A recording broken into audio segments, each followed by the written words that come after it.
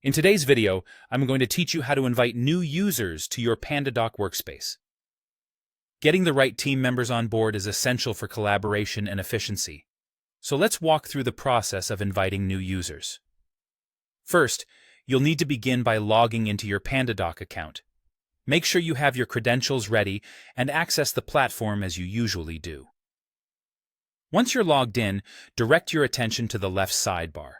This area contains a number of options for navigating Pandadoc's features. Now, you'll want to click on Settings. This section is where you can manage preferences that concern both your personal account and your team settings. It's essentially the control center for customizing your workspace functionalities and ensuring everything runs smoothly. With the Settings page open, your next step is to head over to Team. You can usually find this option under the Settings menu. It's the dedicated area for managing current team members and bringing new ones into the loop. On the team page, you'll notice a host of options related to who is part of your team and what roles they play within your workspace.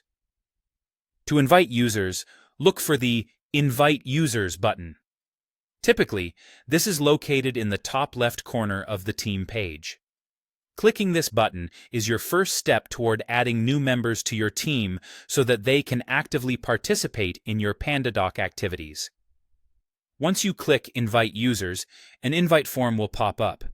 This form is where you'll provide the details of the person you wish to invite to your workspace. Start by entering the email address of your intended invitee. Make sure to double-check the email for accuracy to avoid any errors that might prevent them from receiving the invitation. After you've entered the email address, you have the option to specify a role for the new user.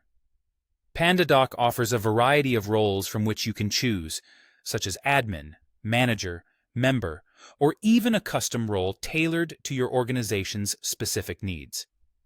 This is crucial because assigning the appropriate role ensures that each team member has access to the right tools and functionalities necessary for their tasks. Once you're satisfied with the email address and role selection, it's time to send the invite.